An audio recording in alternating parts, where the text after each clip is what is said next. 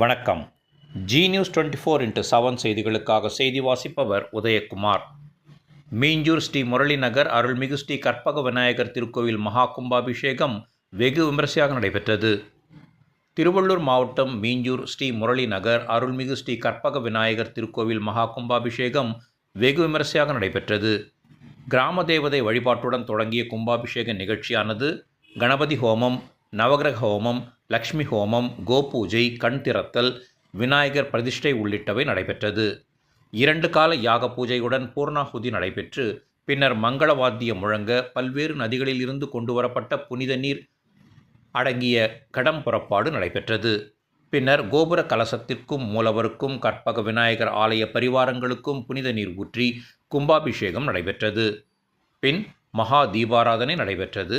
இதனைத் தொடர்ந்து அனைத்து பக்தர்களுக்கும் தீர்த்தம், பிரசாதம் வழங்கும் நிகழ்ச்சி நடைபெற்றது.